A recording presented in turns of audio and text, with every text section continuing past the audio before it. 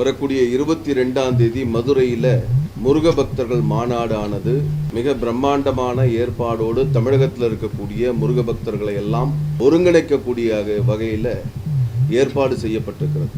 அந்த முருகபக்த மாநாடு நடக்கக்கூடிய அதே திடல்ல அறுபடை வீடுகளுடைய மாதிரி கண்காட்சியானது அருட்காட்சியானது நேற்றை காலையில 9 மணிக்கு தொடங்கி வைக்கப்பட்டிருக்கிறது. நேற்றை காலையில தொடங்கி 22ஆம் தேதி இரவு வரைக்கும் அந்த இடத்துல அந்த அறுபடை வீடுகளுடைய கண்காட்சியானது வழிபாடானது இருக்கும். கடந்த 9ஆம் தேதி தமிழகத்தில் இருக்கக்கூடிய அறுபடை வீடு முருகன் கோவில்கள்ல இருந்து பூஜிக்கப்பட்ட வேலானது அந்த அறுபடை வீட்டினுடைய முன்னாடி பிரதிஷ்டை செய்யப்பட்டு அதற்கான பூஜைகள் எல்லாம் நேற்றைக்கு தொடங்கி இருக்கிறது. அதே மாதிரி முருகன் அடியார்கள் கிட்டத்தட்ட ஒரு 58 முருகன் அடியார்கள், முருகனை போற்றியவர்கள், நக்கீரர் தொடங்கி நம்முடைய கிருபானந்த வாரியார் வரை இருக்கக்கூடிய அத்துணை முருகன் அடியார்களையும் அங்கே ஒரு கண்காட்சி, அவர்களுடைய படம், அவர்களுடைய வாழ்க்கை, இதையெல்லாம் முருக பக்தர்கள் தெரிந்து கொள்வதற்கு வசதியாக அங்கே கண்காட்சி ஏற்பாடு செய்யப்பட்டிருக்கிறது. இந்த மாதிரி அங்க வரக்கூடிய அத்தனை பேரும் சேர்ந்து 22ஆம் தேதி மாலை 6 மணிக்கு எல்லாரும் சேர்ந்து கந்தசஷ்டி கவசம் சொல்லணும்.